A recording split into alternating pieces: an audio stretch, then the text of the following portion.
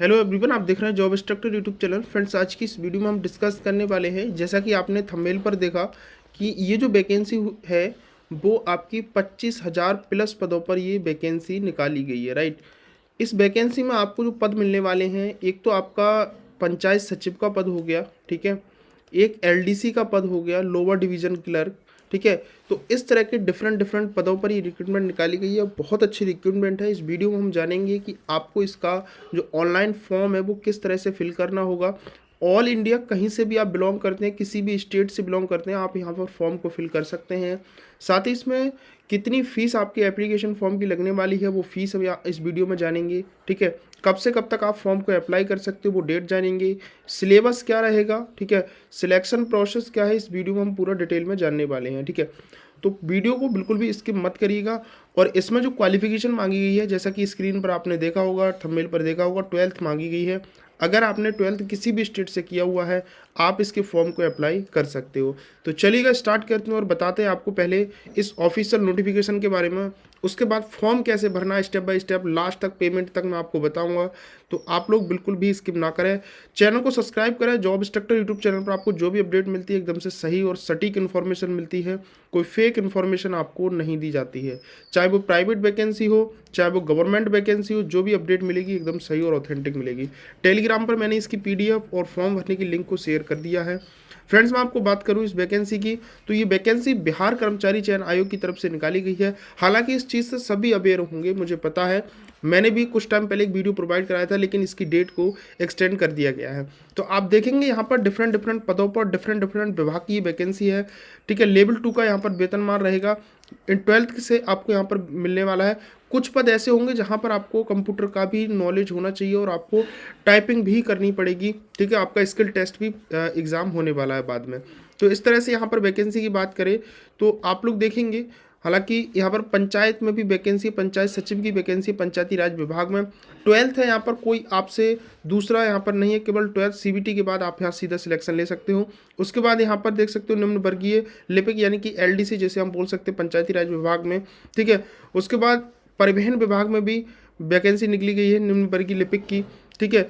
नगर विकास एवं आवास विभाग में भी वैकेंसी आई हुई है। अनुसूचित जाति अनुसूचित जनजाति कल्याण विभाग में भी वैकेंसी है। पशु एंड, ठीक है, मत्स्य संसाधन विभाग में भी, सहकारिता विभाग में भी वैकेंसी, अर्थ संख्यांकी विभाग में भी वैकेंसी है, ठीक है। उद्यान निदेशालय कृषि विभाग में भी वैकेंसी है। तो ऐसे डिफरेंट डिफरेंट पदों पर ये वैकेंसी निकाली गई है। पद की बात करते हैं तो यहाँ पर आप लोग चेक कर सकते हो, यहाँ पर ये वैकेंसी है पंचायत सचिव की 3,532 पदों पर वैकेंसी है। लोअर डिवीजन क्लर्क के लिए 15,832 पदों पर वैकेंसी है।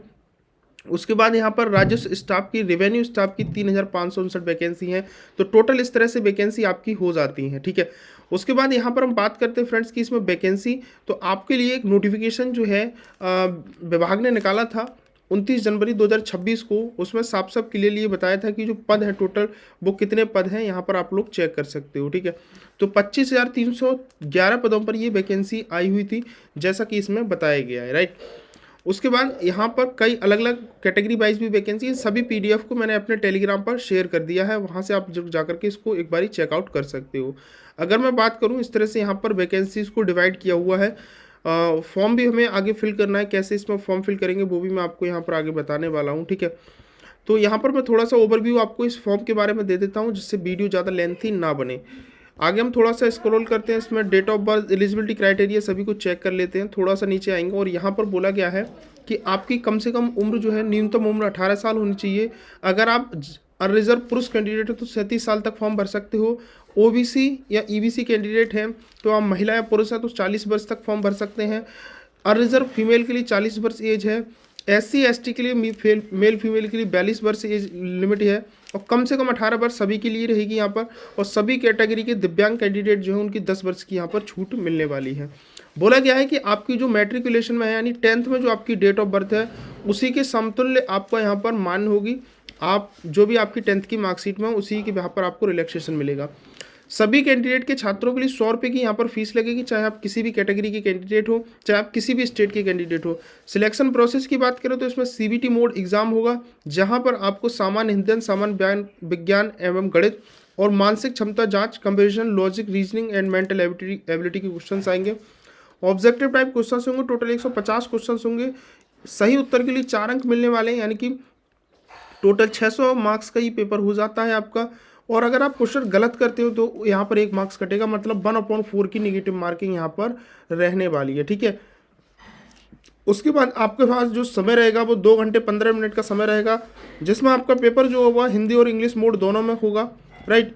यहाँ पर सामान्य हिंदी खंड, गणित खंड, सामान्य विज्ञान, ठीक है, जो भी होगा जितना भी सिलेबस आएगा वो NCERT, BSEB और ICSE एवं अन्य बोर्ड के टेक्स्ट बुक ही मान होंगे, ठीक है। उसके बाद यहाँ पर सिलेबस के लिए बोला गया है, डिटेल सिलेबस आप लोग यहाँ से चेक कर सकते हो। मैंने ये सिलेबस का PDF टेलीग्राम पर शेयर कर दिया है। अगर आप जर्नल के कैंडिडेट हैं और रिजर्व कैंडिडेट हैं तो इसकी जो क्वालिफाइंग मार्क्स है कोई 40% है। पिछड़ा वर्ग के कैंडिडेट हैं तो 36.5% है।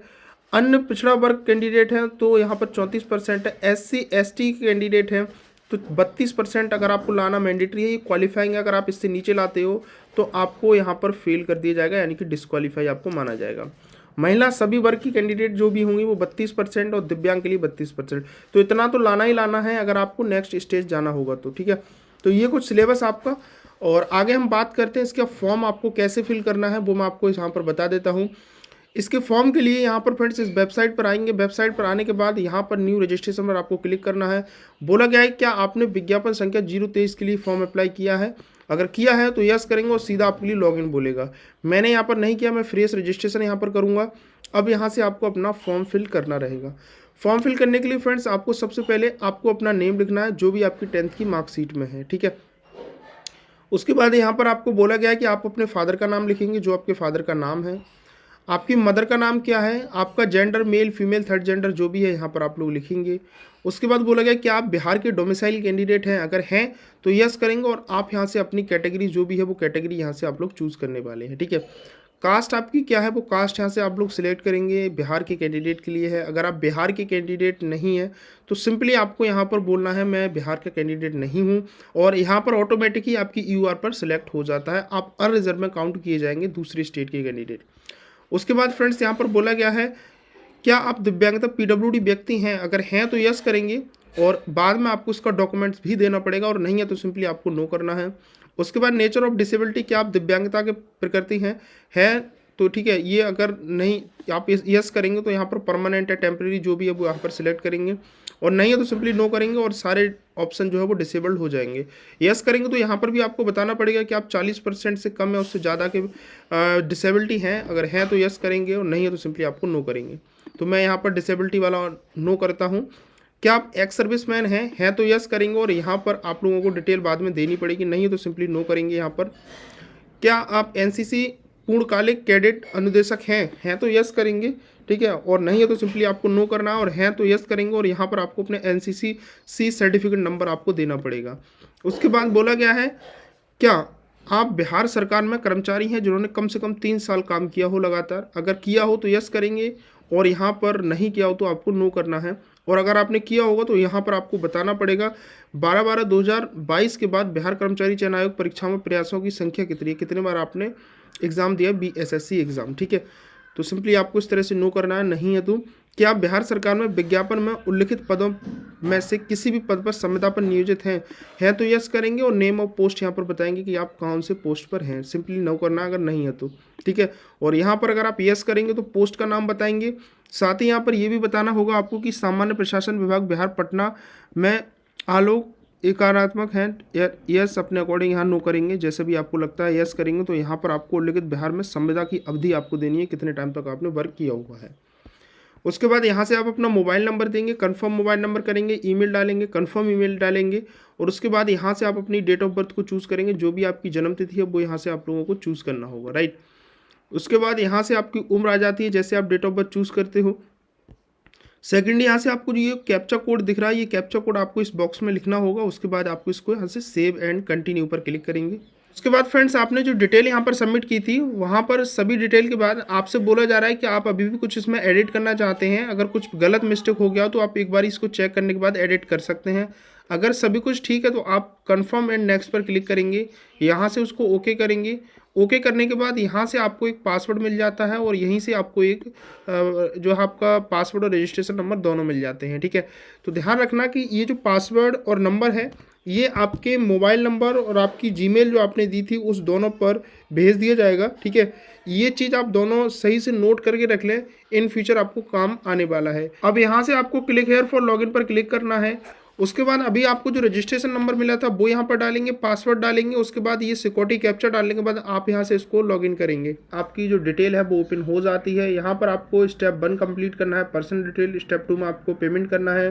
स्टेप 3 में आपको एजुकेशन डिटेल। स्टेप 4 में फोटो सिग्नेचर अपलोड करेंगे। स्टेप 5 में आपको अपलोड लाइव फोटो क्लिक करना है। और स्टेप 6 में आपको अपनी एप्लीकेशन स्लिप यानी कि फाइनल सबमिट करके आपको जो अपना फॉर्म है उसको प्रिंट कर लेना है। तो आपने अभी रजिस्ट्रेशन में जो भी डिटेल दी थी वो डिटेल यहाँ पर आ जाती है, एक बार इसको आप चेकआउट कर लीजिएगा। उसके बाद यहाँ से आपको अपनी नेशनलिटी चूज़ करनी है। उसके बाद बोला गया क्या आपके पास आधार कार्ड है? जी हाँ, मेरे पास आधार कार्ड है, तो यस करेंगे। नहीं है तो सिंपली आपको नो करना है। और नो करेंगे तो आपको एक डॉक्यूमेंट्स यहाँ से चूज़ करना पड़ेगा, चाहे Aadhaar card, voter ID, driving licence, PAN card और पासपोर्ट। ठीक है, तो कोशिश करिएगा कि आप यहीं से इसको टिक करिएगा और यहाँ से आधार नंबर डालें। ठीक है, और यहाँ पर कोई एक ID चूज़ करिए, जैसे मैं पैन कार्ड चूज़ कर लेता हूँ। उसके बाद यहाँ से मैं पैन कार्ड नंबर डालूंगा। उसके बाद बोला है उम्मीदवार की कोई पहचान चिन्ह, अगर आपकी बॉडी पर, फेस पर, हाथ पैर पर कोई विजुअल मार्क्स हो जो आप दिखा सकें, वो मार्क्स यहाँ पर डालिएगा। नहीं है तो सिंपली आपको क्या करना है, इस पर नो पर क्लिक कर देना है, एनी डाल देना है सी। ठीक है, उसके बाद फ्रेंड्स यहाँ पर बोला गया है कि आप किसी भी प्रतियोगिता परीक्षा, ठीक है, UPSC, राज्य आयोग या अन्य चयन में से वंचित किया गया है तो यस करेंगे। और यहाँ पर आप लोगों को डिटेल डालनी होगी कि कौन सा आयोग का नाम, कब से कब तक। ठीक है, सिंपली नहीं किया तो सिंपली आपको नो करना है। अब यहाँ से आपको अपना पात्रचार का पता यानी कॉरेस्पॉन्डेंस एड्रेस आपको डालना है, या फुल एड्रेस डालेंगे, गांव मोहल्ला का नाम डालेंगे, पुलिस स्टेशन क्या है, पोस्ट ऑफिस आपका कौन सा है, आपकी यहाँ से डिस्ट्रिक्ट स्टेट कौन सी है वो डालेंगे। यहाँ से आपकी डिस्ट्रिक्ट कौन सी है वो यहाँ पर आप लोगों को डालना रहेगा, पिन कोड डालेंगे। अगर ये कॉरेस्पॉन्डेंस एड्रेस और ये परमानेंट एड्रेस आपका सेम है तो इस बॉक्स पर आपको टिक करना है। जो डिटेल यहाँ पर आप डालेंगे सभी वो ऑटोमेटिक यहाँ से पेस्ट हो जाएगी। अगर ये दोनों अलग अलग हैं तो आपको इस पर टिक नहीं करना है और दोनों एड्रेस आपको अलग अलग भर देने हैं। उसके बाद यहाँ से आप लोग इसको सबमिट करेंगे। उसके बाद आप देखेंगे कि आपकी जो पर्सनल अपडेट है वो ग्रीन हो चुका है। अब आपने जो डिटेल दी थी, अगर उसमें अभी आपको लग रहा है कि कुछ मुझे एडिट करना है या गलत हो गया है तो आप click here for edit detail पर क्लिक करके आप एडिट कर सकते हैं बिफोर पेमेंट्स। ठीक है, अब आपको नेक्स्ट स्टेप है पेमेंट करने का। तो आपने जो डिटेल दी थी वो सारी डिटेल यहाँ पर आ जाएगी। अब आपको करना है प्रोसीड फॉर पेमेंट। इस पर आप जैसे क्लिक करते हैं आपके सामने फ्रेंड्स आ जाएगा ये डिटेल, और आने के बाद बोल रहा है कि 100 रुपये की पेमेंट करनी है। ICICI या SBI जिसके भी थ्रू आप करना चाहते हैं इस पर टिक करेंगे, या ICICI पे करना चाहते हैं तो इस पर टिक करेंगे। उसके बाद प्रोसेस ऑनलाइन पेमेंट पर आपको क्लिक करना है, ओके करना है। आपको फ्रेंड्स एक पेज पर रिडायरेक्ट करेगा पेमेंट वाले। आपको यहाँ से डेबिट कार्ड, क्रेडिट कार्ड किसी के थ्रू भी पेमेंट करना है, SBI कॉर्पोरेट क्रेडिट कार्ड, ठीक है, बैंकिंग कनेक्ट नेट बैंकिंग के थ्रू कर सकते हैं, या फिर आप QR या UPI ID के थ्रू करना चाहते हो तो यस पर क्लिक करेंगे। UPI ID डालने के बाद वैलिडेट करेंगे। अगर आप QR से करना चाहते हो तो UPI QR पर क्लिक करेंगे, पे नाउ पर क्लिक करेंगे, और यहाँ से आप अपना जो QR आएगा पेटीएम, फ़ोनपे, गूगल के किसी भी माध्यम से आप पेमेंट करेंगे। ठीक है, पेमेंट करने के बाद आपको कुछ नहीं करना है, सिंपली 30 सेकंड के अंदर आपको ऑटोमेटिक से ही रिडायरेक्ट कर देगा। ठीक है, तो ध्यान रखना कि पेमेंट करने के बाद इसको आप कैंसिल ना करें, कुछ भी ना करें, आप इसको छोड़ देना, ऑटोमेटिक आपको रिडायरेक्ट कर देता है नेक्स्ट पेज पे। पेमेंट करने के बाद फ्रेंड्स आपको यहाँ पर जो है प्रिंट कर लेना है अपनी पेमेंट स्लिप को। उसके बाद फ्रेंड्स आपको सेव एंड नेक्स्ट पेज पर क्लिक करना होगा। नेक्स्ट यहाँ से आपको अपनी कुछ एजुकेशन डिटेल को फिल करना होगा। सबसे पहले आपको अपनी 10th की डिटेल फिल करनी होगी, सब्जेक्ट देने होंगे, कौन से सब्जेक्ट थे 10th में, फिर आप कौन से बोर्ड से किए हैं, टोटल कितने मार्क्स का था, उसके बाद कितने मार्क्स आपको मिले हैं, टोटल परसेंटेज आ जाएगी। उसके बाद आपका सर्टिफिकेट नंबर क्या है जो कि मार्कशीट पे लिखा होगा वो यहाँ पर लिखेंगे। उसके बाद किस डेट में आपका 10th का मार्कशीट इशू हुआ है वो डेट यहाँ पर लिखेंगे। 12th वाले सेक्शन में आपको सिलेक्ट करना है अपना कोर्स कि आपने 12th जो है साइंस से किया है, कॉमर्स से किया है, या फिर आर्ट्स से किया है, या फिर आपने पॉलीटेक्निक 3 साल का डिप्लोमा कोई किया है तो वो यहाँ पर आप लोग सिलेक्ट कर सकते हो। उसके बाद यहाँ से आपको 12th की डिटेल देनी है, सब्जेक्ट कौन से थे, राइट, कौन सी बोर्ड से आपने किया है, टोटल कितने मार्क्स आए थे आपके, वो डिटेल यहाँ देनी है, परसेंटेज, सर्टिफिकेट नंबर, किस डेट को इशू है आपका डॉक्यूमेंट्स, 10th का मार्कशीट, 12th का मार्कशीट, या फिर आपने कोई 3 साल का डिप्लोमा दिया तो डिप्लोमा आपका कब इशू है वो यहाँ पर आप लोग लिखने वाले हैं। तो इस तरह से कुछ आपको अपनी एजुकेशन क्वालिफिकेशन लिखना। अब यहाँ से आपको अपनी टेक्निकल स्किल देनी है, हिंदी टाइपिंग और इंग्लिश टाइपिंग। हालांकि आप यहाँ पर जो है 12th से फॉर्म फिल कर सकते हो, नीचे आपको बोला गया है कि have you done computer course. अगर आपके पास कोई कंप्यूटर कोर्स है लाइक ADCA का है या DCA का है या कोई O लेवल या कोई अदर कोर्सेस है कंप्यूटर का, तो यहाँ पर आप उसको यस पर टिक करेंगे और उसके बाद यहाँ से आपको अपने कोर्स की डिटेल देनी है, कहाँ से आपने डिप्लोमा कंप्यूटर का सर्टिफिकेट लिया है, ठीक है। कंप्यूटर कोर्स का विवरण आपको देना है कि उसके बारे में बताओ, कौन सा सर्टिफिकेट आपके पास, सर्टिफिकेट नंबर लिखना है। फिर उसके बाद आपको प्रमाण पत्र, अंक पत्र की तिथि कब आपको मिला है वो यहाँ पर देना है। आप यहाँ पर नो कर सकते हो, अगर आपके पास नहीं है फिर भी आप फॉर्म को अप्लाई कर सकते हो। अगर आप यहाँ पर यस करेंगे तो आपको अपनी हिंदी की टाइपिंग और इंग्लिश की टाइपिंग की डिटेल देनी है कि आपको कहाँ से सर्टिफिकेट मिला है, हिंदी और इंग्लिश टाइपिंग का सर्टिफिकेट नंबर क्या है और किस डेट में इशू हुआ है। अगर यहाँ पर आप कंप्यूटर सर्टिफिकेट नो करेंगे तो सिंपली ये है कि आप सब जो जितने भी डॉक्यूमेंट, जितनी भी पोस्ट है उनके लिए सभी के लिए आप अप्लाई नहीं कर पाएंगे, फिर कुछ पोस्ट के लिए ही आप अप्लाई कर पाएंगे जिसमें कंप्यूटर का सर्टिफिकेट नहीं मांगा गया है। लेकिन मोस्टली पोस्ट में देखा जाए तो कंप्यूटर का सर्टिफिकेट आपके लिए मांगा गया है। अगर आप यस करते हैं और कंप्यूटर की डिटेल देते हैं तो मोस्टली सभी पोस्ट पर आपको यहाँ पर जो है एलिजिबल कर दिया जाएगा पोस्ट के लिए, ठीक है। तो इस तरह से आपको अपनी टेक्निकल स्किल देनी है, उसके बाद यहाँ से आपको सबमिट करना है। फ्रेंड्स यहाँ से आपको ये सभी डिटेल कंप्लीट के बाद अब आपसे फोटो और सिग्नेचर अपलोड करने के लिए बोलेगा। तो यहाँ पर आपको अपना फोटो जो है वो अपलोड करना है। तो उसके लिए फ्रेंड्स आपको ब्राउज पर क्लिक करके सबसे पहले फोटो को अपलोड करना है। फोटो का साइज दिया है कि 20 से 50 KB बीच का होना चाहिए, तो फोटो अपलोड करेंगे। फोटो के बाद फ्रेंड्स आपको अपने इंग्लिश में सिग्नेचर अपलोड करने हैं जो कि 10 से 20 KB का होना चाहिए। उसके बाद फ्रेंड्स नीचे आपको हिंदी वाला सिग्नेचर अपलोड करना है। ब्राउज पर क्लिक करके आप हिंदी वाला 10 से 20 KB बीच का आप सिग्नेचर यहाँ से अपलोड करेंगे। तो ये 3 डॉक्यूमेंट्स अपलोड करने के बाद सबमिट करें। ध्यान रहे कि आप जो भी फोटो अपना अपलोड करें वो रिसेंटली होना चाहिए, क्योंकि आगे लाइव फोटो भी कैप्चर मांगेगा। अगर दोनों मिसमैच होते हैं तो फोटो आपका जो फॉर्म है वो रिजेक्शन में चला जा सकता है। अब यहाँ से आपको नेक्स्ट अपना लाइव फोटो कैप्चर करना है। तो ध्यान रहे कि आप जो भी लाइव फोटो कैप्चर करें वो सही होना चाहिए। आपका जो बैकग्राउंड है वो बिल्कुल क्लीन सही होना चाहिए। अगर आपने जो पासपोर्ट साइज फ़ोटो पीछे अपलोड किया था और इस फ़ोटो लाइव फ़ोटो में अगर कुछ भी मिसमैच होता है तो आपका फॉर्म रिजेक्ट होने की पॉसिबिलिटी बन जाती है। तो आपको अपना लाइव फोटो कैप्चर करना है, टेक फोटो पर क्लिक करना है। उसके बाद फ्रेंड्स यहाँ से रीअपलोड करने के लिए भी बोलेगा। अगर आपका फोटो सही कैप्चर नहीं हुआ है तो रीअपलोड भी कर सकते हैं। अगर फोटो सही है तो कंसेंट देंगे और फाइनल सबमिट पर आप लोगों को क्लिक कर देना है। तो देखा फ्रेंड्स आपने कि किस तरह का आपको अपना एप्लीकेशन फॉर्म फिल करना है। मैंने पूरी समझाने की कोशिश की कि कहाँ पर आपको किस तरह से अपना जो डिटेल है वो फिल करना है, ठीक है। अगर आपको इतने पर भी कुछ समझ नहीं आया, कहीं डाउट रह गया हो, तो आपको इंस्टाग्राम की मेरी लिंक नीचे डिस्क्रिप्शन में दी गई है। इंस्टाग्राम पे मुझे कनेक्ट कर सकते हैं, मुझे मैसेज कर सकते हैं। Friend job instructor YouTube channel को सब्सक्राइब करके रखें। जो भी अपडेट मिलती है जॉब इंस्ट्रक्टर यूट्यूब चैनल पर एकदम से सही और ऑथेंटिक इन्फॉर्मेशन मिलती है। कोई फेक इन्फॉर्मेशन आपको नहीं दी जाती है, चाहे वो गवर्नमेंट वैकेंसी हो चाहे वो प्राइवेट वैकेंसी हो। तो चलिएगा, मिलते हैं नेक्स्ट वीडियो में फिर किसी नई वीडियो के साथ।